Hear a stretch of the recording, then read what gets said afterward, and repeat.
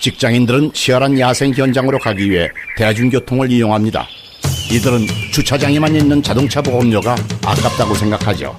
그래서 적게 타면 적게 내는 메리츠 다이렉트 주행거리 할인이 꼭 필요합니다.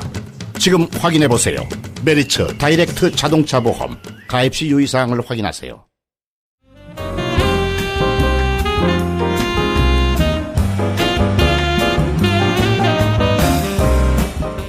레벨 3. 그것보다 더 이전의 기억도 가능한가라는 거죠. 그래서 잉태 이전의 기억을 한번 다가가 보도록 하겠습니다. 잉태 이전. 정자 이전의 기억들, 조상의 기억을 체험하는 애들이 있어요. 세션 중 출생 이전의 체험을 하는 사람들이 있다는 거죠.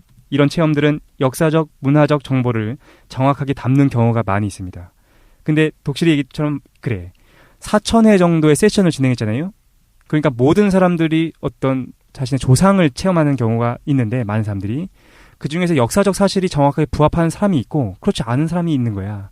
그런데 여기서는 특히 좀 많이 부합해 보이는 거를 좀 골라왔어요. 일단 이들은 특정 시대와 장소, 거기서 유행했던 복장, 무기, 건축물, 의뢰 등의 세부 상황을 정확히 묘사하거나 보고하고 있습니다. 그로프는 이를 어떤 집단 무의식이 실제로 존재하는 강력한 증거라고 생각하고 있어요. 조상의 기억, 메리앤의 이야기를 좀 해보도록 하겠습니다. 이 사례는 메리앤은 가명이 아니라 실제 여성이에요. 2004년 6월 미국 팜스프링스의 제16회 국제 초계인 회의에서 발표된 내용입니다. 메리앤은 13세에 자신이 입양되었다는 것을 알게 됩니다. 친구들에게 이를 말했다가 놀림받은 이후에는 이에 대해서 말하거나 생각하진 않았어요. 그러다가 20대가 되면 환각버섯과 LSD 체험을 통해서 이상하게 자꾸만 오스트레일리아 원주민들의 환상을 보게 되는 거예요. 그리고 그 이유가 궁금했습니다. 왜 내 자꾸만 오스트레일리아 원주민들의 환상을 보게 됐지? 라고 생각을 한 거죠. 관심도 없었는데. 그녀는 1991년 4월부터 오스트레일리아의 조산원 일을 시작합니다. 처음 실습 과정에서 담당하게 된 여성은 강간에 의해서 임신하게 된 오스트레일리아 출신의 순혈 원주민이었어요. 어쨌든 그 여성을 담당하게 된 거야.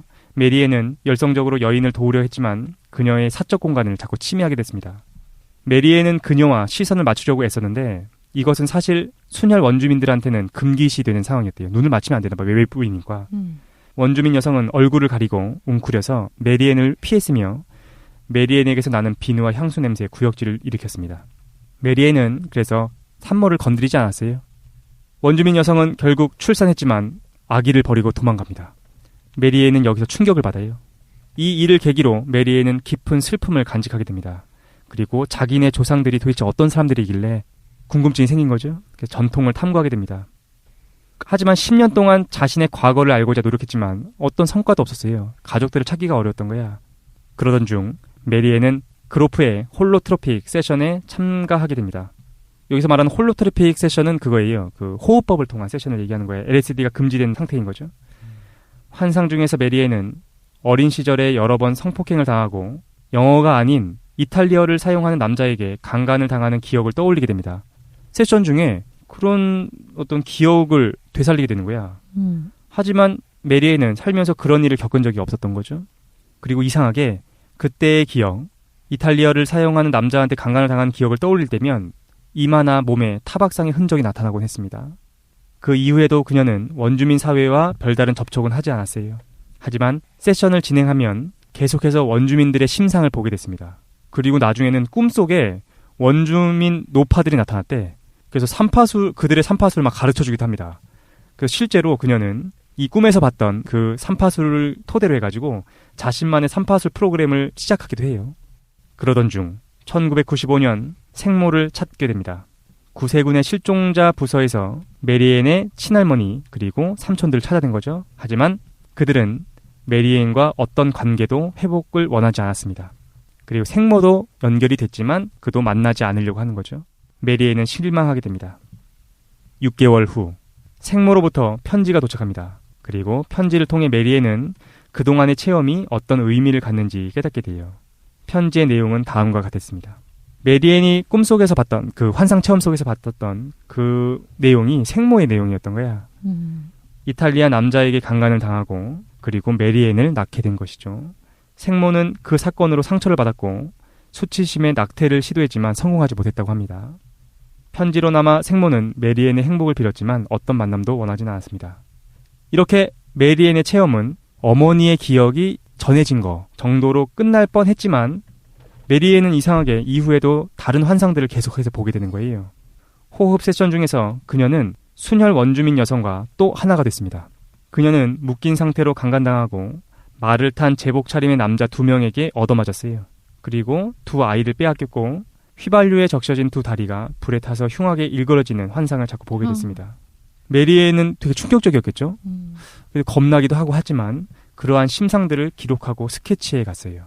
그리고 이 체험의 의미는 생모와의 극적인 통화를 통해서 알게 됩니다.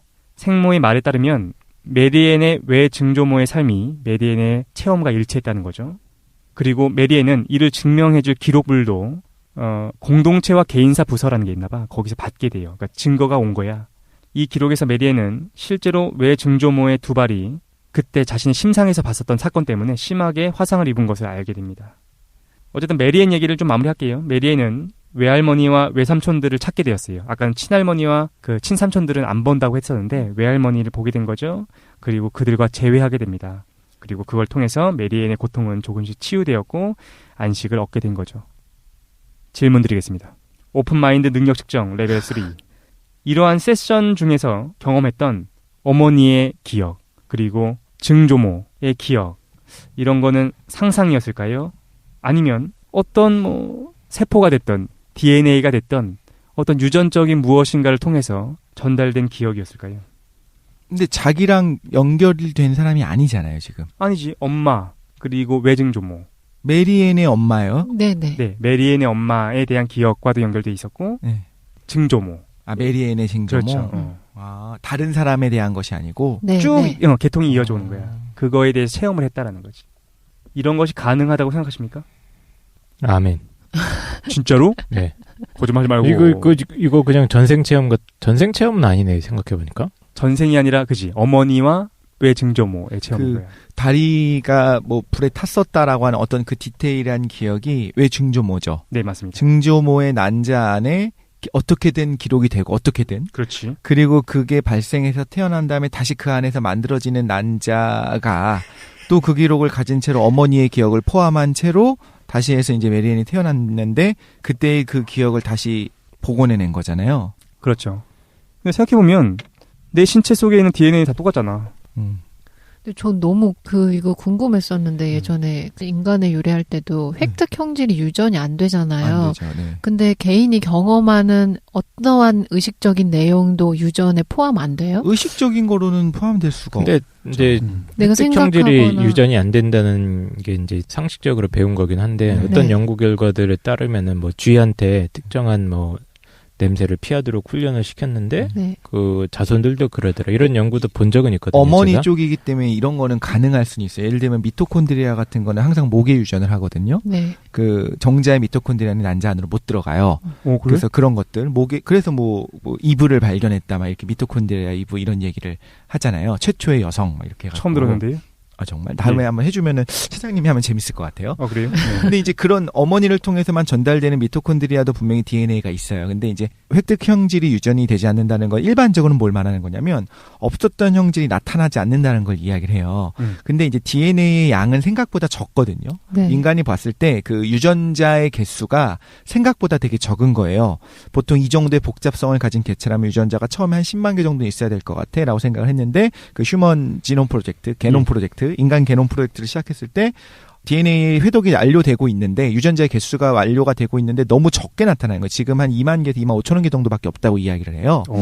그러면 이 정도의 복잡성을 가지고 있는 개체가 유전자가 이렇게 적다는 거 어떻게 이야기할 거냐. 연관되어 있는 부분들이 있고 그래서 또 하나의 유전자가 잘려나가고 재조합을 하거든요. 자기네끼리. 그래서 그 스플라이싱이라고 하는데 그런 과정을 통해서 하나가 여러 개를 발현을 조절해요. 단백질의 발현을 조절해요. 예를 들면 긴 거 하나가 있어. 네. 그거의 일부분을 잘라가지고 조합을 하는 거예요. 긴 거 1, 2, 3, 4, 5라고 연달아 있는 기차 칸이 있어요. 네. 1칸, 2칸, 3칸, 4칸, 5칸이 있는데 1칸과 3칸을 붙여가지고 만들어지는 단백질이 있고 1, 3, 5가 붙어서 만들어지는 단백질이 있고 4, 5만이 만들어진 단백질이 있고 그래서 유전자의 개수보다 더 많은 단백질이 발현이 되더라라는 것들이 있고 일단 그게 첫 번째고요. 그 다음에 이제 경험이 DNA 안에 들어갈 수 있느냐를 이야기할 때 그때 후생 유전학 같은 거 했었잖아요. 그건 네. 뭐냐면 그 DNA들을 발현하는 그 상위 단계의 DNA가 있어요. 그래서 얘가 스위치가 되는 거예요. 이 DNA를 켜고 꺼요. 네. 이제 이거 발현해라, 저거 발현해라, 켜고 끄는 그 상위 보스가 있다고 그때 생각하면 돼요. 얘기한 적 있었어요. 그죠? 그러면 그 부분에 의해서 불활성화 시킬 수 있어요. 이제 극단적으로 이야기를 하자면 얘가 굉장히 그걸 이야기해 볼까요? 지난번에 사이코패스를 했었으니까 네. 편도체의 발달을 주관하는 위에 상위 유전자가 있다고 가정을 해볼게요. 어떤 경험으로 인해서 이게 뭐 학대 뭐 이런 거랑 연결시킬 수는 없을 것 같아요. 어떤 이유로든 어떤 화학물질이 노출이 됐었든 뭐가 됐든 간에 그 부분에 원래 편도체를 발달을 시켜라라고 명령을 내려야 되는 그 DNA가 침묵을 하게 되면 그러면 편도체는 발달을 안 하는 거예요. 이런 식으로 같은 DNA를 갖고 있음에도 불구하고 보스가 일을 제대로 하느냐 안 하느냐에 따라서 상위 유전자가 일을 하느냐 안 하느냐에 따라서 발달이 다르게 일어날 수는 있거든요. 네. 근데 일반적으로 말하는 유전이 안 된다고 얘기하는 거는 없는 형질이 나타나진 않는다는 거예요. 전혀 없었던 새로운 단백질을 만들게 하긴 힘들다. 네. 이런 걸 얘기하는 거. 그러면 기억이라고 하는 것이 DNA 안에 들어갈 수 있는가는 여전히 좀 부정적인데 방향성은 줄 수 있다고 했죠. 예를 들면 편도체의 발달을 막아버리면 지난번에 얘기했던 것처럼 감정적인 부분이 좀 차가워질 수 있어. 사람이 감정을 느끼기 힘들어질 수는 있어. 그런 식으로 영향을 줄 수 있는데 디테일한 뭐 발이 묶인 상태로 불에 탔었다라고 하는 굉장히 디테일한 내용이 과연 DNA에 써질 수 있느냐 하면 그거는 정말로 불가능할 거라는 생각이 들거든요. 우리가 차근차근 정리해보면서 갈 필요가 있을 것 같아요. 네. 그러니까 우리가 말하고자 하는 것, 계속해서 사례를 계속 나열하는 이유는 뭐냐면은 독립된 사례를 얘기하는 것이 아니라 하나하나 나아가고 있는 거예요. 핵심적인 주제는 그거지. 기억이라는 것이 도대체 어디에 기록되는가가 핵심적인 질문이었고 가장 단순하게 우리 뇌에 기록된다라고 알고 있다는 거야. 하지만 뇌의 경계가 그렇게 분명하지 않을 수도 있다. 그러니까 우리 신체가 기억하는 거다. 세포가 라고 얘기할 수도 있다라는 거였죠. 그리고 조금 더 나아가면 우리의 세포뿐만이 아니라 실제로 기억에 저장되는 것은 세포가 아니라 유전 형질, DNA다라고 볼 수도 있다라는 거지. 만약에 우리가 세 번째 거를 선택한다면 유전 정보의 기억이 수반된다라고 본다면 방금 우리가 얘기했었던 그 메리앤의 사례, 외증조모나 어머니의 기억이 전해지는 거 그것도 얘기해 볼 수 있겠다라는 거지. 하지만 우리의 기억이라는 것이 단순히 뇌 혹은 조금 더 나아가면 뭐 중추신경 거기까지가 기억의 한계다라고 얘기한다면 이거는 사실 상상에 불과하겠죠. 김도희는 어떻습니까? 전 예전부터 이게 되게 일리 있는 생각일 거라고 생각하고 연기론이나 뭔가 윤회 같은 게 있으면 저는 비유적으로 이런 방식으로 일어날 거라고 생각했거든요. 그러니까 내가 어떤 독자적으로 소멸한 다음에 다른 개체나 다른 동물이나 뭐 다른 식물 이렇게 윤회되는 게 그런 것도 가능할 수는 있지만 그런 걸 믿는다기보다 저는 저희 조상 때부터 쭉 내려왔던 것들이 어떤 특정 중요한 기억이나 경험들이 잔상처럼 남을 거라고 생각했어요. 그러니까 내가 태어나면 나 혼자만의 독자적인 삶을 살아가는 게 아니고 이미 기존에 있었던 가족들의 과거 경험까지도 뭔가 조금 누적된 게 있기 때문에 거기로부터 오는 영향이 있을 거다라고 생각했거든요. 기억이나 정보라는 게 어떤 가계 계통을 타고 내려올 수도 있을 거라는 거를 본능적으로 좀 생각했다는 거예요? 네네. 그러니까 DNA 유전 외에 그런 과거 경험에 대한 잔상들이 중요한 사건들은 연관돼 있어서 나한테 각인되어 있을 거다라고는. 생물학적인 각인인 거죠? 네네. 근데 이게 과학적으로 정확한 건 아닌데 그냥 혼자 그렇게 생각하는 게 조금 정합성이 있을 거다라고는 생각을 해왔었어요. 어쨌든 깡쌤과 김도희는 레벨 3를 통과했습니다. 저는 이 정도는 가능할 거라고 보는 거예요. 아까 뭐. 얘기한 것처럼 편도체의 어떤 발달 혹은 어떤 부분의 발달을 주요하게 결정짓는 상위 유전자의 이상이 생겼다고 얘기를 할게요. 네. 그러면 그 부분이 발달이 안 됐겠죠. 그러면 그 다음에 태어날 때도 거기는 원래 가계가 어떻게 된 거였냐면 그 상위 유전자가 계속 이상 형상을 보이는 거였어. 그럼 그 아래에 있는 그 태어난 사람 딸도 마찬가지로 그 부분이 영향을 받을 수 있겠죠. 하지만 독실이가 얘기하는 거는 사실 기억과는 다른 거지. 돌연변이가 이어진다는 거고. 그런데 그 물질적인. 돌연변이가 정말 그 기존에 우리가 알고 있는 돌연변이는 DNA 정보 자체가 달라지는 거거든요. 다르게 써지는 거거든요. 아, 네. ATT가 AGT로 바뀌는 거 이런 걸 돌연변이라고 한다면 그게 아니라 그 내용은 똑같아. 내용은 똑같은데 그거의 보스가 온 일을 오프를 제대로. 켤 수 있는 게 바뀔 수도 있겠다. 그죠. 걔가 그러니까 전달될 수 있다는 거죠. 그럴 수는 있다는 생각이 하지만 들어요. 이미지 네. 아니면 어떤 의미 그렇죠. 이런 것들이 네. 전달되지는 않는다. 그렇게 구체적인 내용은 전달되기 힘들 것 같다. 아니, 힘들다가 아니라 저는 아닐 거라고 확신하는 거죠. 이 부분은. 레벨 1입니다. 레벨 4로 넘어가 보도록 하죠. 네. 전생의 기억. 조상이 아닌 전생에 대한 얘기를 좀 해보도록 하겠습니다. 네. 아, 나의 조상이 아닌 나의 영혼의 이전. 도대체 유전적으로 나랑 연결성이 없어. 그런 사람의 기억도 한번 생각해 보도록 하겠어요. 레나타라는 여성에 대한 얘기입니다. 참고로 레나타는 레벨 3예요. 이걸 믿어. 조상의 기억이 이어진다라고 생각하는 사람이야. 알겠죠? 레나타의 얘기를 한번 보겠습니다. 레나타의 사례 역시 체험의 정보가 사실로 입증된 예 중에 하나입니다. 레나타는 일상생활에 지장이 있을 정도로 암 공포증에 시달리는 여성이었어요. LSD 세션에서 그녀는 오직 어떤 특정 시기의 역사적 상황만을 체험했고 자세하고 세부적인 역사적 자료들을 쏟아냈습니다. 그것은 17세기 체코 프라하에서의 건축물, 의상, 무기, 일상생활에서의 도구, 그런 기억들이었어요. 그러니까 자꾸만 뭘 보냐? 17세기 체코 프라하에서의 상황을 자꾸 보는 거야. 그리고 특히 그 시대의 왕족과 가신들의 복잡한 관계를 너무 자세하게 설명할 수 있었어요. 하지만 레나타는 체코의 역사에 대해서는 전혀 관심이 없는 사람이었습니다. 그리고 레나타는 이상하게 강렬한 감정 속에서 처형당한 남성과 자꾸 일체화됐어요. 그리고 그 장면을 상세하게 묘사했습니다. 그녀는 그 사람과 완전히 한 몸이 되어 체험하는 경우가 많았는데 레나타는 이를 이해할 수 없었어요. 그래서 결국 자신의 체험이 자신의 조상들 중 한 사람의 인생이었을 것이라고 결론짓습니다. 아, 내 조상 중에 체코 프라하에서 사형당한 어떤 남성의 그런 게 있나 보다. 그런 조상이 있나 보다라고 생각했던 거죠. 그로프랑 상의를 해요. 근데 그로프는 이거 초창기야. 그래가지고 아직 이러한 비과학적인 결론을 받아들일 준비가 돼 있지 않았어요. 그로프는. 환각 연구를 시작한 지 얼마 안 된 시점이었기 때문에 레나타의 환상을 이거를 그냥 정말로 상상이라고 생각했어. 특히 정신분석학적인 관점에서 접근해야 된다라고 생각했어요. 그로프는 이렇게 생각한 거야. 레나타의 이야기는 어린 시절의 체험이나 혹은 현생의 문제점이 그냥 상징으로 드러난 것일 뿐이다 라고 생각했다는 거죠. 하지만 그와 동시에 그로프는 레나타의 체험을 확인하기 위해 도서관에 가서 자료를 조사했습니다. 그리고 뜻밖에도 레나타의 체험이 역사적으로 일치하는 자료들을 발견하게 돼요. 그것은 1621년에 있었던 화이트 마운틴 전투와 관련된 내용이었습니다. 이거 자세한 내용은 다 삭제할게요. 근데 이 전투가 끝나고 나서 이 전투 중에서 포로로 잡혔다가 처형당한 27명의 귀족에 대한 이야기를 발견하게 돼요. 그리고 이것이 레나타의 체험과 정확하게 부합함을 알게 됐습니다. 그로프의 기록에 따르면 조사를 하면 할수록 그 정확성에 점점 깊은 감명을 받게 됐다라고 합니다. 하지만 그로프는 이를 받아들일 준비가 되어 있지 않았어요. 그래서 이 특별한 사건을 포기하고 생각하지 않기로 합니다. 2년 뒤, 잊고 있었던 거지. 그로프는 레나타에게서 이상한 문구로 시작하는 긴 편지를 받게 됩니다. 문구의 시작은 이렇게 돼요. 그로프 박사님, 제가 최근에 개인적으로 알게 된 성과를 말씀드리면 박사님께서는 저를 완전히 미쳤다고 생각하실지 모르겠습니다. 내용은 다음과 같습니다. 레나타는 부모의 이혼으로 3살 이후에 아버지를 한 번도 만난 적이 없었다고 해요. 그러다가 최근 아버지를 만나게 됩니다. 아버지 집에서 식사를 함께 하다가 아버지가 가족의 족보를 가지고 있음을 알게 되는 거죠. 그가 족보를 가지고 있었던 이유는 뭐였냐면은 2차 세계대전 당시에 나치의 점령 지역에 있었기 때문이었어요.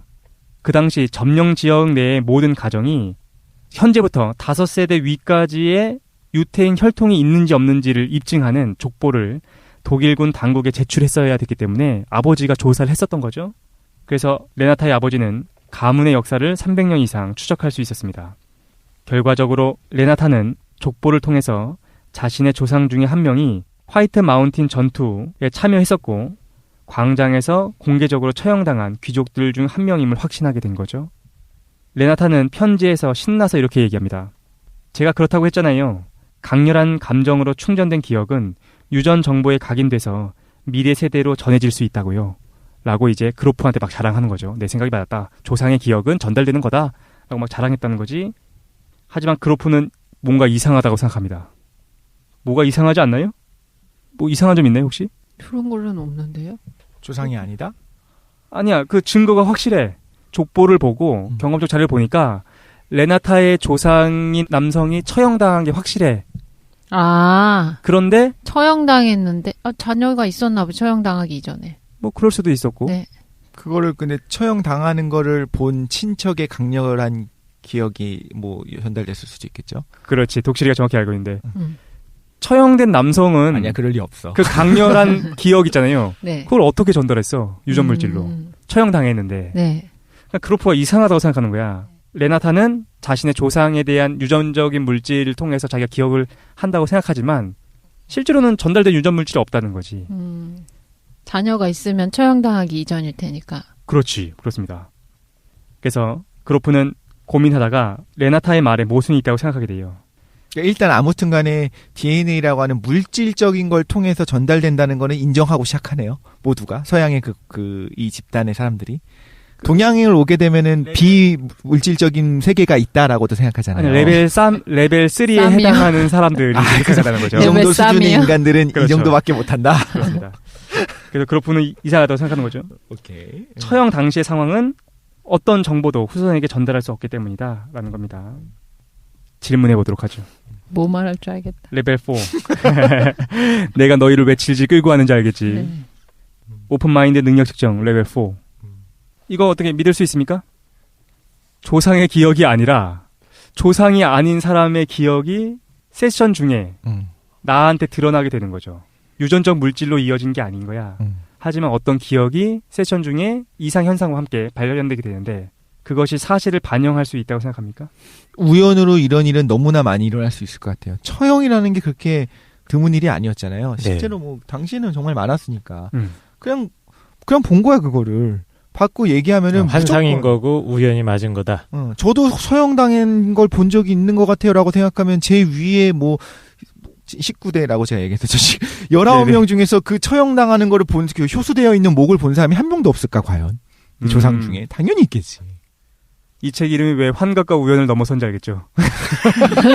덕실이는 이렇게 생각하는 거야. 이거는 그냥 우연이고 그냥 환각인 거다라는 거야. 그죠? 그냥 데자뷰. 데자뷰가 정확히 어디선가 기시감 같은 거죠. 기시감? 네네. 예. 그 데자뷰도 아니고 그렇지 어떻게 보면 뭐 자기가 문헌으로 봤었든 아니 영화에서 봤었든 아니면 그냥 상상한 이미지든 간에 그냥 끔찍한 이미지를 상상했는데 그런 일이 역사적으로 한 번도 없었겠어요. 약간 디테일이 있잖아요. 그래도 이 사례는.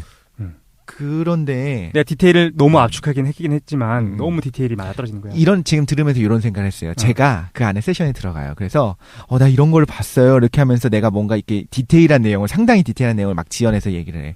근데 이런 경험 비슷한 걸 본 사람 없으니까 하면은 분명히 전문가가 상담을 해보면 사실 핵심적인 부분이 많이 벗어났을 거면 분명한데도 불구하고 많은 사람들이 저랑 동일한 거 봤어요. 저도 그런 걸 봤어요 하면서 접근한 사람들이 많을 거라는 거야. 감정적으로. 그로프는 이제 도서관에서 이걸 찾아내잖아. 하지만 로또가 되는 사람들이 있다는 거지. 여기가 이렇게 대충 숫자 썼는데 그게 정확히 로또가 되는 사람들이 있는 거야. 그렇죠. 4,000번의 세션이 있다고 한다면 그 중에서 비슷한 사례가 너무나 있을 많겠지. 확률은 높아지겠죠. 레벨 1이 할 수 있는 해석의 전부입니다. 우연인 거지 뭐. 그렇죠. 로또자 로또. 우연도 아니고 그쪽이니까 몰아갔다고 생각하는 거죠. 저는 여러 사례 중에서 그런 걸 뽑아낸 거지. 그로프가 이걸 얘기하면서 막 몰아낸 거야. 야 이거 체코 아니야 체코? 프라 아닌가? 막 이렇게 몰아갔다. 약간 그런 식도 있지 않았을까. 그렇게 할 수 있다. 레벨 1의 해석을 잘 들으셨고요. 다른 분들은 어떻게 생각하십니까? 이거야. 우리가 지금까지 해던 담론을 뒤엎어야 돼요. 기억이라는 것이 어떤 뇌, 세포, 혹은 유전 물질, 어쨌든 물질에 기반한 거다라는 생각을 뒤엎어야 되는 단계가 온 거야. 물질 없이도 기억이 전달되거나 사실을 반영한 기억들이 후손, 나중에 다른 사람들한테 연결될 수 있는가? 제가 볼 땐 여기 있는 두 사람은 이미 처음부터 그렇게 물질에 기반한다고 생각 안 하고 있는 사람들이에요. 물어보나 말거나 패스야, 둘은. 그죠? 왜 물질에 기반한다고 생각하는데? 아이, 그래요? 네. 그럼 이건 어떻게 생각해요? 그래? 지금 이 레나타의 사례. 근데 물질이라는 걸 수반하지 않고서 기억이 드러날 수는 없잖아요. 의외인데? 의외인데? 좀 독자적인 유물론자예요? 기억이 뭔가 그 우주 중에 둥둥 떠다니면서 자기 발현시킬 수 없고 발현되거나 기억하려면 최소한 물질이 그렇게 생각하잖아. 어쨌든 아니 예수님께서 부활하셨는데 도희님은 신기하네요. 김도희는 레벨 3인 거야. 어쨌든 기억이 전달될 수는 있어. 네. 유전 물질을 통해서. 그런데 그게 어쨌든 전달이 기억이라는 안 되면, 거는 어떤 물질적인 걸 최소한의 것을 갖고서 연결된다. 네, 근데 저는 4단계 그 분의 지금 체험 보고를 부정하진 않는 게 기억 자체는 솔직히 중요한 게 아니거든요. 이 사람한테 너가 했던 기억은 처형당했으면 그건 유전적으로 전달될 수 없기 때문에 당사자의 기억이 아니야 라고 하거나 아니면 당사자의 기억이 아닌데도 너한테 유전될 수 있어 라고 하거나 그건 중요하지 않고 어떤 특정 기억이 자꾸 떠올려가지고 자기가 우리 주성 중에 저렇게 처형당한 사람이 있구나라는 이야기를 통해서 이해하게끔 되는 게 중요하다고 보거든요. 아니 그러면 이건 어쨌든 환상인 거잖아요. 그러면. 저랑 동일한데요? 근데 그 환상이든 실제 자기 체험의 기억이든 그게 중요한 게 아니고 자기가 수용할 수 없는 기억이 문제가 되는 거예요. 우리가 집중해야 되는 건 레나타의 어떤 심적인 문제 상황이지. 네. 항상 전문가들은 저렇게 빠져나가요. 그러니까 어쨌든 뭐 안 된다는 거죠. 기억은 환상이라는 거잖아. 논증하기가 정말 어려워요. 자기 체험 자체를 자기가 실제 당사자가 했다고 하는데 주변에서 확인해 줄 수도 아니면 있잖아요. 이렇게 생각해 볼 수도 있겠죠. 어떤 전 인류가 접속해 있는 거대한 기억의 데이터베이스가 있어서. 최 사장. 꽝성 장난 아닌데?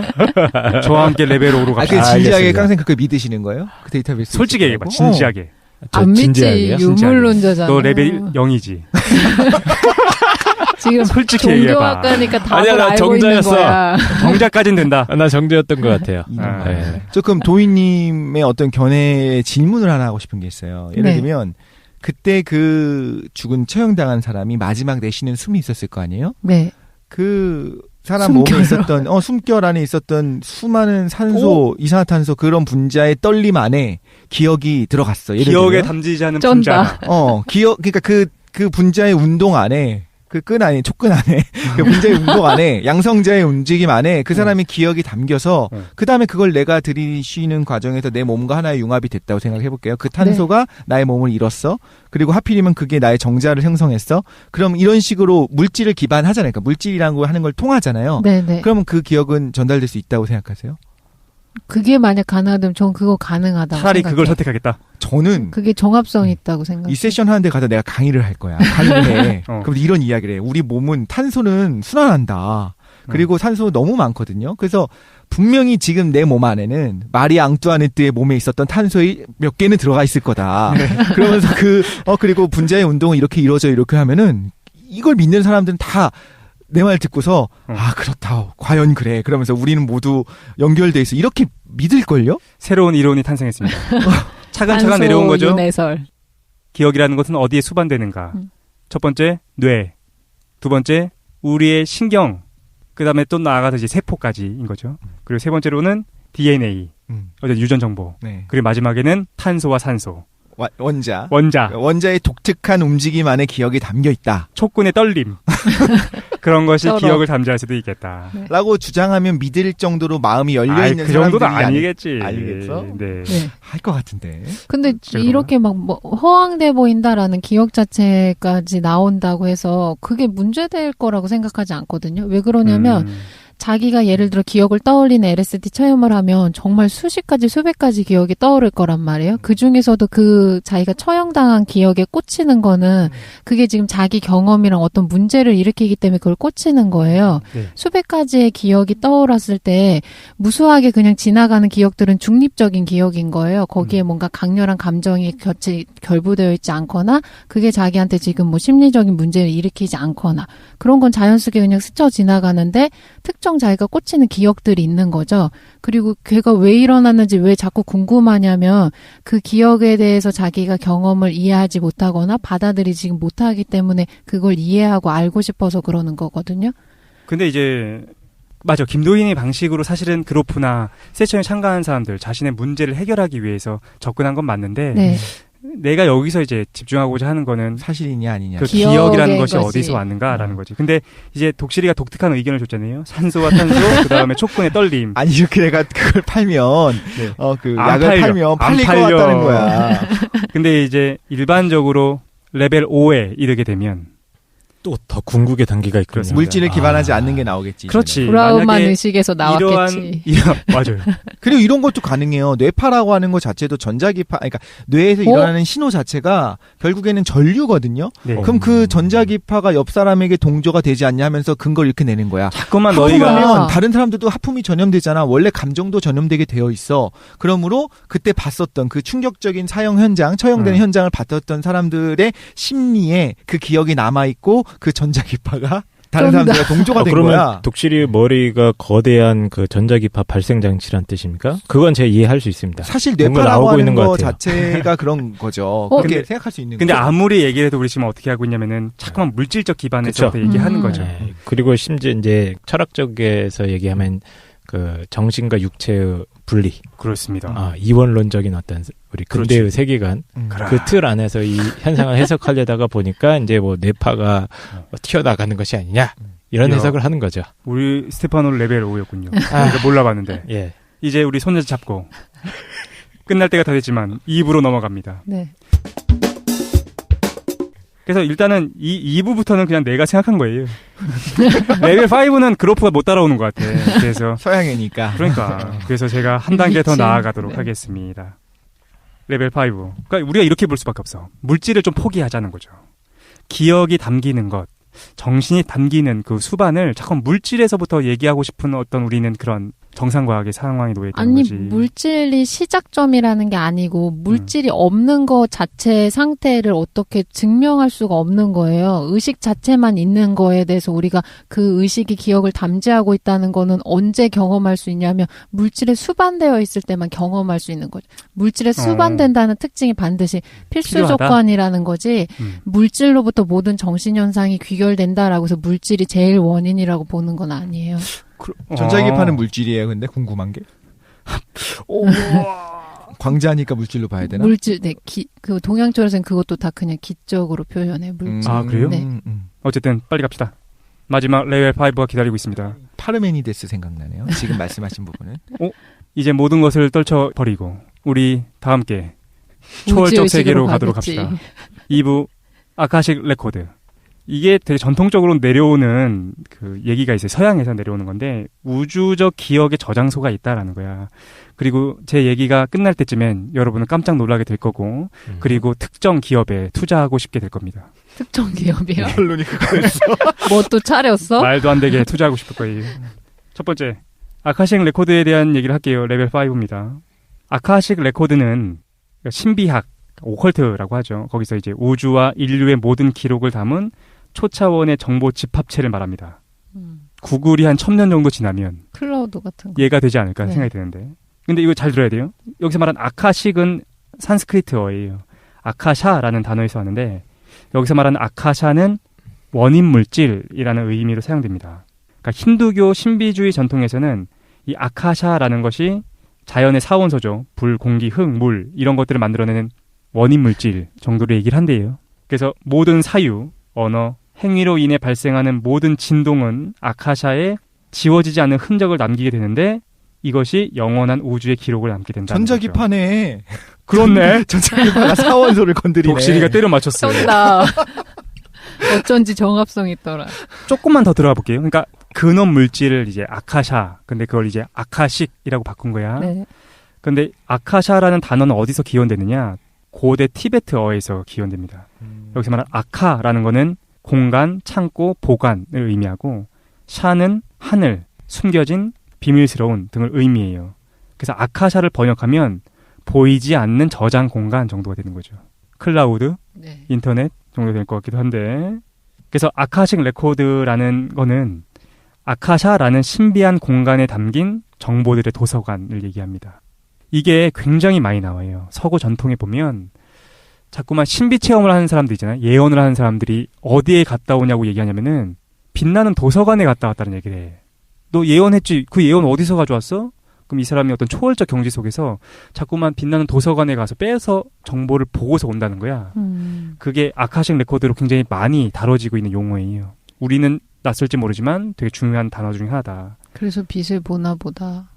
그런가? 아무 감흥 없이 막 얘기하는데 한 명 얘기를 하려고 해요. 에드가 케이시 얘기를 잠깐 하겠습니다. 네. 에드가 케이시 몰라요? 몰라요. 처음 들었어? 요시. 에드가 케이시는 인류 역사 최고의 영매, 예언자, 초능력자예요. 1877년에 태어나서 2차 세계대전이 종전된 1945년에 죽었습니다. 최근 사람인 거야. 에드가 케이시는 수면 상태에서 예언을 했는데 1만여 개의 예언과 답변이 아직까지도 남아있어요. 이 모든 기록은 부인과 비서에 의해서 거의 완벽하게 지금까지 남아있습니다. 아직도 많은 사람들이 에드가 케이시의 예언을 연구하고 있어요. 대충 한 25개국의 연구소가 실제로 있어요. 정말이야. 왜? 알겠어. 우주 이거 다 많대. 정말 많은 사람들이 다 하고 있대.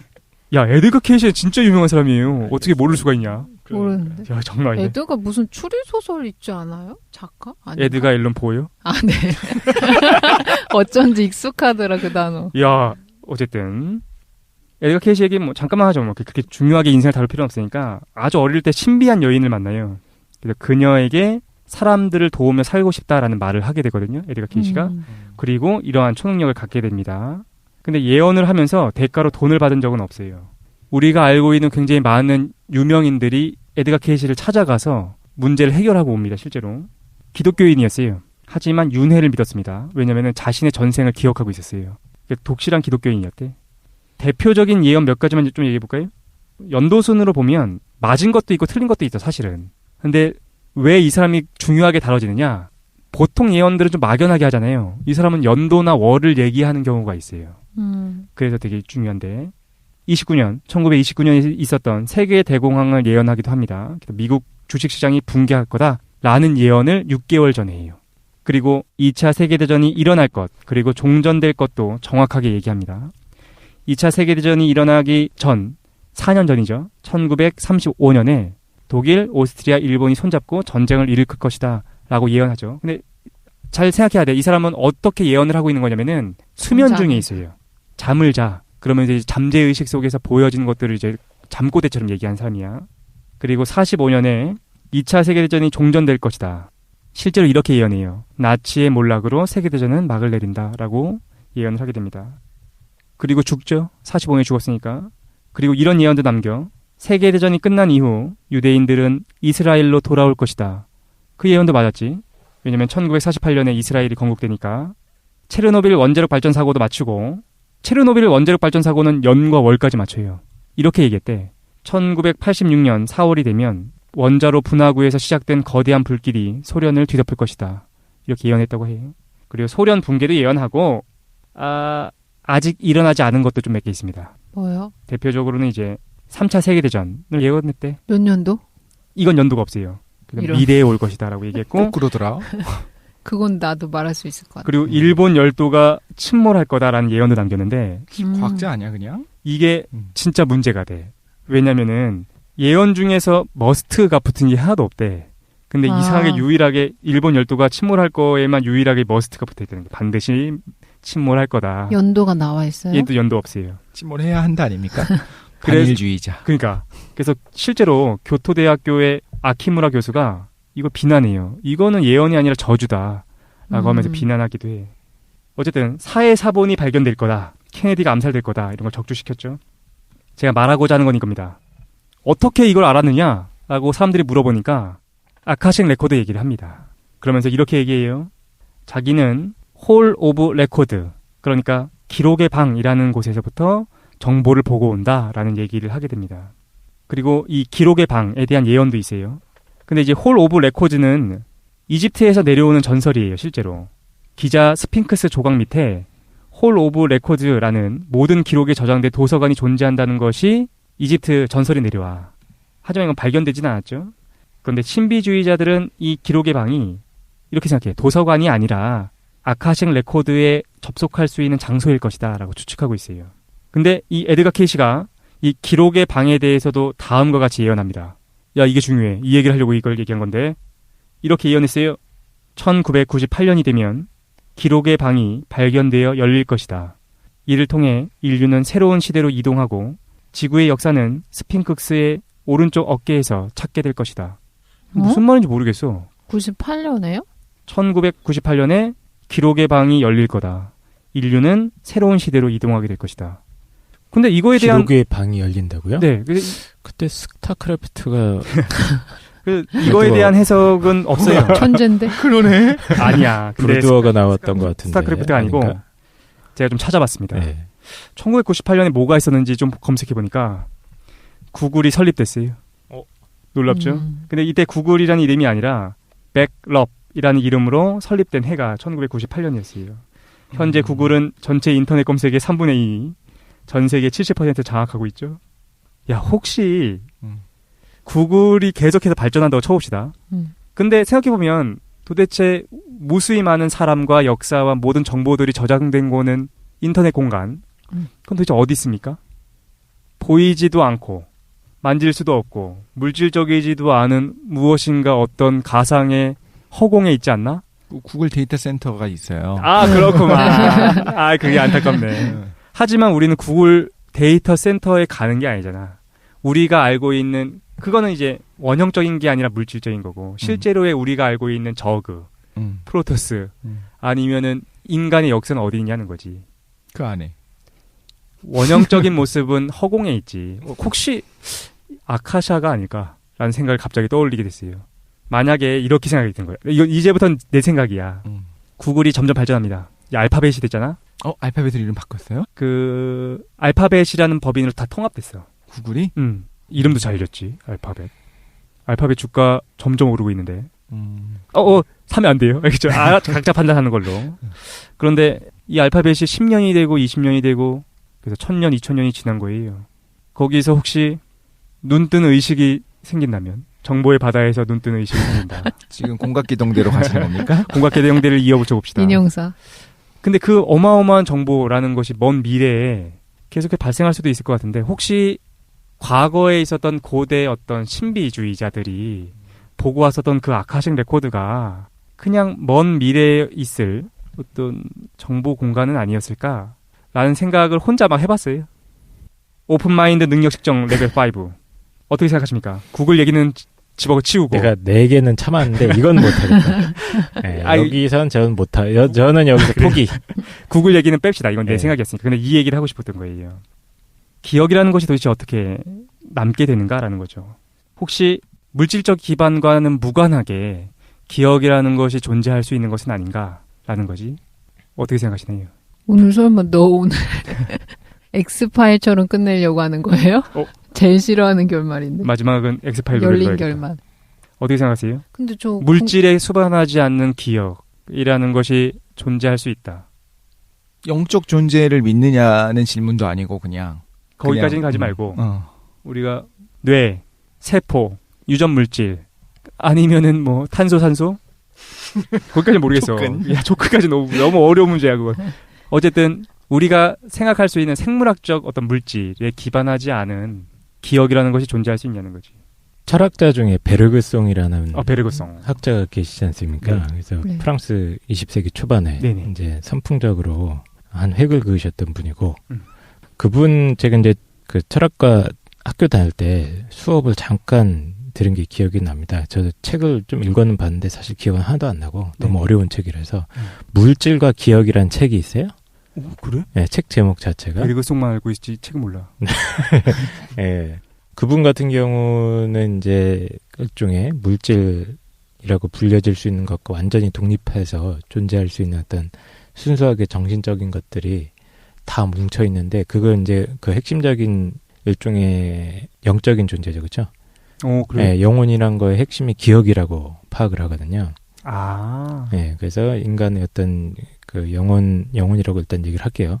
좀 복잡한데 용어가.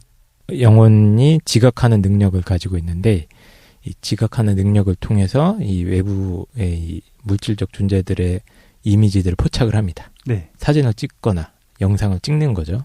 예, 그래서 그것들을 갖다가 그 영상 저장 장치에 다 넣어놓는데 그게 기억이 되고 그 기억이 덩어리가 하나의 어떤 정체성이나 이런 걸 이룬다고 보는데 예, 그게 이제 굉장히 독립적으로 구성된다고 보죠. 이 사람은 물질 세계랑. 네. 그런 게 있다고. 그런 게 있다고? 네. 그러면 믿으시겠다는 얘기군요. 레벨 5로 같이 가시죠. 예. 땅쌤은? 레벨 4까지 가겠습니다. 4까지. 5는 못 가겠고. 예. 김도인 어때요? 생각하기 어려운 것 같은데요. 김도인은 레벨 3에서. 근데 어쨌든 확인하는 건 물질이 수반된 상태에서 확인할 수밖에 없으니까. 근데 먼저 있기로는 의식이나 의식적 능력이 먼저 선행돼야 되긴 하겠죠. 네. 그렇지. 독실이는 레벨 1에서 멈췄으니까. 저는 근데 이제 이 정도 되면 레벨 5가 되는 순간에 갑자기 비물질적인 세계가 존재하느냐 네네, 그죠. 가는 거죠. 그럼 좀 영혼의 세계로 가는 것 같고 초자연적인 거로 가면 있을 수 있겠다고 좀 생각하게 돼요. 근데 레벨 1과 레벨 5만 믿을 수 있다. 그과 그건 만난다. 근데 도희님이 말씀하신 내용이 맞는 게, 그러니까 우리가 사는 세상 안에서 설명을 하려면, 그러니까 과학이 관심을 가지고 있는 부분이 그거잖아요. 물질 세계 안에서 설명을 해내자는 게 과학의 관심사인 거잖아요. 그럼 과학의 입장에서 생각을 해보면 그 부분은 알 수 없고 관심도 없는 것이 맞잖아요.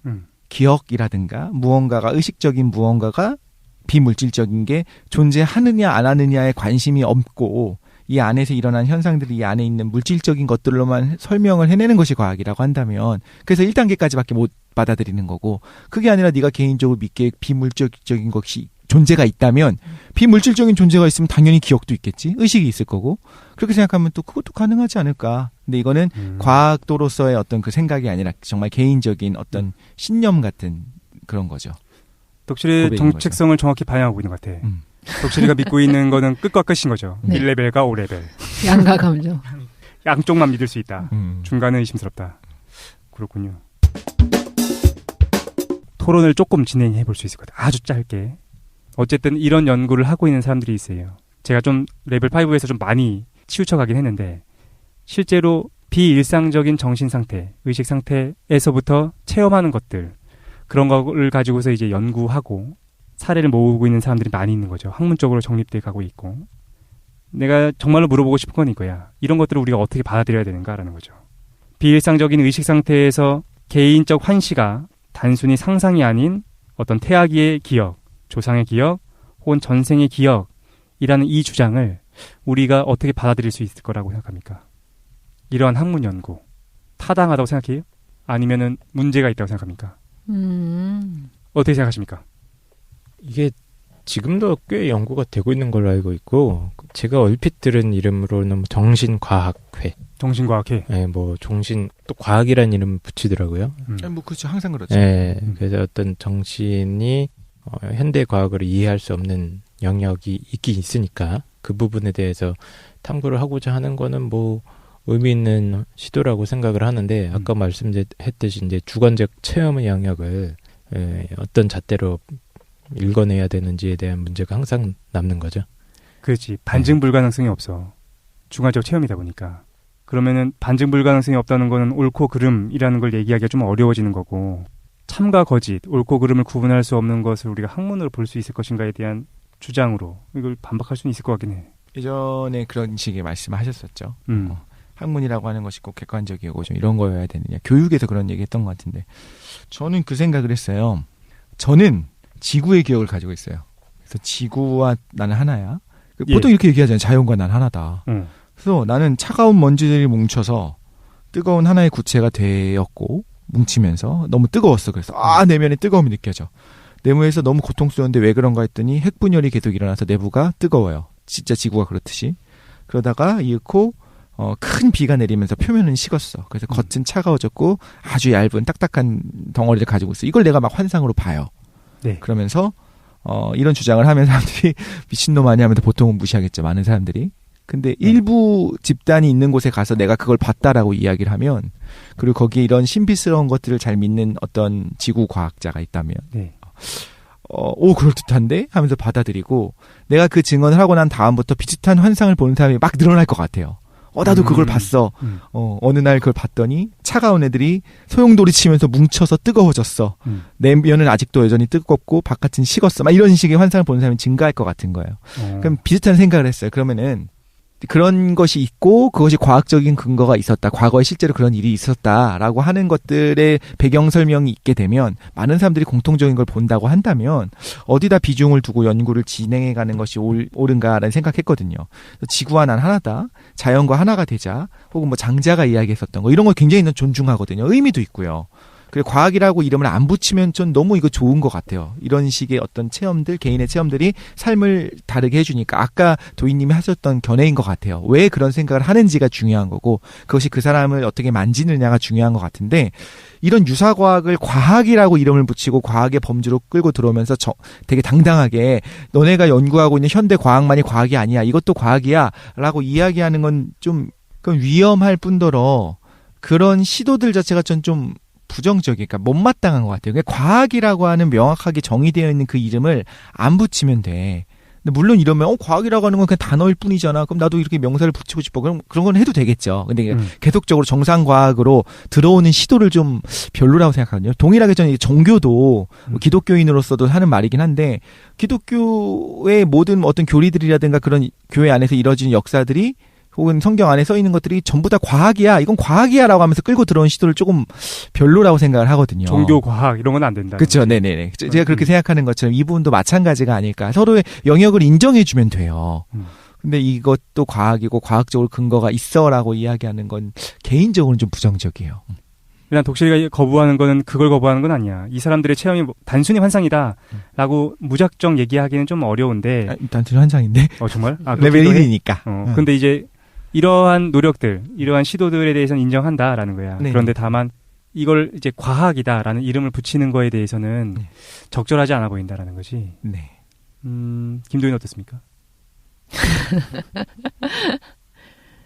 이건 타당성이 있다고 봐요. 그리고 지금 덕실님 말해준 것처럼 다른 학문 분야에서 과학을 붙이려고 시도하는 것 자체가 역사적으로 지금 과학이 학문계 거의 주류가 됐잖아요. 그러니까 그렇죠. 과학이라는 용어가 진리라는 용어랑 동일하게 사용되니까. 네, 그래서 그러는 거고 추세 때문에 지금 그러는 거고. 오죽하면 인문과학이라고 인문학에 과학을 붙이겠어요. 근데 나중에 한번 토론해 보면 좋은데 과학이랑 또 과학 외의 학문을 완전 분리시키는 거는 과학이 다른 학문을 너희들은 너희들만의 범위가 있으니까 그걸 인정해줄게 대신 과학이라고 하지 마라는 거는 어떤 게 있냐면 너희들은 가치 문제지 사실 문제는 아니니까 사실 문제 논증하는 대로는 들어오지 마라고 생각하거든요. 근데 그러면은 가치 문제는 이럴 수도 있고 저럴 수도 있는 거기 때문에 사실 문제를 빼버리면 그거는 그냥 하나의 믿음이고 그럼 사람마다 다 다른 믿음이기 때문에 그건 해결할 수 없는 부분인 거거든요. 그리고 어떻게 보면 학문적 연구도 필요 없는 거예요. 그냥 넌 이렇게 믿어? 그냥 넌 그렇게 믿어라. 난 이렇게 믿을 테니까 라고 하니까 논의할 필요가 없는 거예요. 근데 학문적으로 전문화시켜서 연구한다는 거는 너랑 나랑 경험이 다른데 우리 이거 어떻게 소통하면서 지낼 수 있을까? 나름대로의 증명을 하고 싶어 하는 거거든요. 그래서 그런 거라고 보고 두 번째로는 아까 말한 것처럼 이 사람들이 다양하게 하는 신비 체험들이라고 묶을 수 있는 것들을 틀리다고 보지 못할 것 같아요. 그리고 요즘에는 예전에는 비과학적이다, 비이성적이다, 관계 영역으로 몰아놨던 것도 그걸 이제 학문 분야까지 이제 포함시켜서 연구한다는 거는 좋은 시도인 것 같아요. 이게 왜 중요하다고 생각하냐면 이게 증명할 수 있는 문제가 아니더라도 그러니까 그 사람의 기억이 정확하다 정확하지 않다는 논증할 수가 없는 거예요. 근데 이런 어떤 학문적인 연구의 시도가 필요하다는 게 악용될 수 있는 여지를 막아주는 것 같아요. 이런 경험만이 중요해라고 하거나 보통 이런 경험을 문제시하는 사람들은 이거를 되게 가치부여를 크게 하거나 자기 삶에서 문제가 되기 때문에 이거에 대한 가치평가가 되게 큰 거거든요. 그러면 반대로 말하면 이거 갖고 이 사람들 악용할 수도 있어요. 너 이런 경험이 있었지? 그러니까 너의 뭐 집안에 문제가 있어? 아니면 사이비 종교 같은 것들은 다 이런 거 건드리잖아요. 네. 그러니까 체계화된 연구 자체는 필요한 것 같아. 논증될 수 없다라고 해서 논증될 수 없는 방식으로 진리를 탐구하는 어떤 영역들이 있을 수도 있는데도 불구하고 네. 과학이 논증할 수 없는 건 과학이 아니라 믿음의 영역이야 라고 밀어붙여서는 안 된다라는 거지. 논증할 수 없는 것들 중에서도 우리가 무엇인가 학문적으로 사실을 검증해보고 객관화하려는 노력이 필요한 영역들이 있다. 근데 그 두 개가 충돌하지 않잖아요, 지금. 그러니까 과학계에서는 이건 과학적인 거는 아니야 라고 이렇게 밀어냈어. 근데 그거는 학문으로 연구하지 마라고 얘기하는 건 아니잖아요. 그리고 아까 제가 말씀드린 것처럼 과학이란 용어를 붙이는 건 마음대로 해도 돼. 근데 정말 그게 아니라 우리가 알고 있는 그 정상 과학이라고 하는 거 있잖아요. 네. 그 집단 안에 이것도 과학적이야. 너네만이 과학적이라고 하지 마라고 하는 시도들이 문제가 되는 거지. 이름은 뭐 과학이라고 붙이든 사이언스라고 붙이든 근데 학문으로서 연구하는 건 문제가 없지 않을까요? 그거를 뭐라고 하지 않을 것 같아요. 과학이란 이름만 붙이지 마라? 그러니까 그 과학이란 이름에서 그 이름도 말 그대로의 어떤 고유 명사로서의 과학이란 이름을 붙이지 말라는 건 아니에요. 유사과학도 과학이라고 이름이 붙었잖아. 그러니까 그게 아니라 흔히 말하는 뭐 물리학회라든가 생물학회라든가 이런 곳에 가서 논문 발표하면서 이것도 그 충분한 근거가 있는 우리가 알고 있는 그 정상 과학이다라고 이야기하는 주장들이 되게 소모적일 수 있다라는 거죠. 소모적일 수 근데 있다. 도희님 말씀하신 거는 지금 제가 말하는 거에 충돌하지 않는 것 같은데요? 저는 근데 이런 것도 궁극적으로는 검증할 수 있다고 보거든요. 근데 지금 저희가 검증을 못하는 거는 기억이라는 게 실제로 어디서 정확하게 연결되거나 전달되는 게 과학적으로 지금 연구 단계에 있는 거잖아요. 그렇죠. 그 과학 발전이 항상 연구 단계에 있으니까 지금 이 상태도 과학 발전이 더 진행되면 충분히 논증할 수 있는 과정인데 지금은 논증을 못 해주니까 지금 시점 과학에서 보면 과학적이지 않다라고 볼 수 있는 것뿐이지 저는 추후에는 논증이 될 수 있다고 보거든요. 예를 들어서 물질이나 유전자는 절대 기억이 저장돼서 전달되지 않는다라고 하면 이렇게 보는 것들은 그냥 자기 환상 체험인 거지 사실로서의 경험은 아닌 거죠. 도희님은 그러니까 저보다 단계가 높은 거예요. 언젠가는 검증될 거다. 검증될 수도 있다. 아직 몰라서 그런 그러니까 이 거지. 노력들을 좀 보호해줄 필요가 있네. 네네. 그럼 지금 이 시점에 그거를 주장을 하되 이거 과학적으로 검증됐어요라고 만약에 제가 연구했어요, 논문이 나왔어요, 그러니까 이런 식으로 최 사장님 작은 리를 최 사장이 있어가지고 외국에 정말 유명한 사람이에요. 네. 이 사람이 이렇게 이야기했고요, 사이언스지 기고도 했었고요, 이건 과학이에요라고 하고 다니는 거는 괜찮아요? 아니면 그건 아직 하면 안 되는 거예요? 사이언스제 기고된다는 거는 기고됐다고 아까 얘기 중간에 나왔습니다. 맞아요. 누가? 네. 어느 정도로 저는 이제 과학적 지식이 없으니까 과학적인 이론계에서 타당성을 검증받았다라고 하면 하나의 이론으로 소통할 수 있는 것 같아요. 왜 중요하다고 생각하냐면 이 이론의 소통이나 이런 이론적 연구가 없으면 이런 환상 경험하는 사람들은 그냥 나고 자거나 정신 이상자들이거든요. 그러면 그 사람은 선천적인 기이한 질병이 있는 것뿐이지 그 비정상들인 거예요. 그 사람 한편으로는 지난번에 도인이 말씀해 주신 것처럼 이런 건 있을 수 있을 것 같아요. 그러니까 예를 들면 꿈의 해석을 이야기하면서 네. 얘가 이런 꿈을 꾸는 거는 이런 부분이 있기 때문이야라고 이제 저는 해석을 해주고 그게 사실이냐 아니냐를 떠나서 이걸로 사람들이 위안을 얻고 뭔가 이렇게 삶의 추진력을 얻고 이런 부분들이 의미가 있다고 생각했거든요. 네네, 맞아요. 저는 도인님이 저의 이 생각을 지지하는 줄 알았는데 약간 좀 다르기도 하네요. 일단 네. 토론이 재밌는데 네. 집에 가야 됩니다. 네. 우리가 너무 이제 사무실에 오래 점유하고 있어가지고 한마디씩 한 다음에 오늘 좀 정리를 해야 될 것 같습니다. 어떻게 보셨나요? 오늘 주제는 이거였죠? 오늘 주제 기억에 대한 거였습니다. 기억이라는 것이 어디까지 한계를 갖고 있는가라는 거였죠. 뇌에 기반하고 있는 것이냐, 세포 아니면은 중추신경 아니면은 우리 물질과 무관하게 존재하는 것이냐, 기억이 어디까지의 한계 범위를 갖는지에 대해서 한번 생각해 보고 싶었어요. 어떻게 들으셨나요? 영혼들의 여행이나 윤회 같은 거를 믿으려면 반드시 5단계가 되어야 된다고 생각하세요? 최장님은 개인적으로? 꼭 그런 건 아닌 것 같아요. 실제로 우리가 1레벨에서부터 5레벨까지 통과했느냐, 이건 재미삼아 같이 이제 얘기를 하기 위해서 했던 거고. 근데 비물질적인 기억이 없다고 믿는 사람들이 윤회를 믿을 수 있을까요? 지난번에 사실 최 사장님이 유물론자들은 윤회를 지지한다고 해갖고 조금 약간의 논란이 된 적이 있었는데. 난 개인적으로는 기억이 굉장히 물질적인 거라고 생각하고 주관적으로는 물질적이다. 우리가 정신이라는 용어가 너무 복잡해요. 네네. 그러다 보니까 섞여 사용하는데 기억은 되게 물질적인 거라고 생각해. 그리고 기억이라는 거는 인간 정신이나 인간 의식에 있어서 그렇게 필수적인 요소가 아니라고 생각해요. 경험이 쌓인 거일 뿐이네요. 물질의 정보가 기록되지. 하드디스크도 그렇고 블랙홀에도 그 표면에 계속해서 정보가 축적되고 있지 않습니까? 정보가 중요한 건 아닌 것 같아. 더 중요한 거는 나는 의식이라고 생각하고, 알파고도 기억을 갖고 있고 정보를 갖고 있지. 하지만 의식이 없으니까 인간과 다른 거야. 나는 그래서 인간의 기억이라는 것이 그렇게 필수적인 요소는 아니라고 생각해요. 근데 영적인 무엇인가를 말하고자 하는 사람들이라고 한다면 구분할 수 있겠지. 기억을 어떤 형이상학적이거나 물질을 넘어선 거라고 보지 않는 사람도 영적인 거에 대해서 충분히 얘기할 수 있다고 생각해요. 그럼 지금 말씀하신 거는 제가 질문한 거, 우리 한마디씩 해야 되는 거는 기억인 거죠, 의식이 아니라. 그렇죠, 기억인 겁니다. 그러면은 최장님은 저랑 좀 비슷하네요. 1단계와 5단계네. 아니야, 나는 5단계야. 그러니까 5단계는 저도 받아들였잖아요. 4단계는 그래? 못 받아들인다고 했고. 나도 4단계 못 받아들이겠어. 1과 5 정도가 1과 5. 적절해 보인다. 어떻게 들으셨습니까? 나 먼저 좀 얘기하면, 그 세계가 묻는 방식으로 열린다는 생각을 항상 하고 있어요. 유물론적 세계관을 갖고 있는 사람이 그러한 세계관으로 세계가 무엇이냐 묻는다면 그 답은 언제나 유물론적인 모습으로 돌아오겠지. 마찬가지로 유실론적 세계관으로 세계에 대해서 묻는 사람은 언제나 유실론적인 답변만을 듣게 될 겁니다. 신비도 마찬가지라고 생각해요. 세계를 신비의 눈으로 보는 사람에게 있어서 인생은 언제나 신비롭다라는 생각을 해요.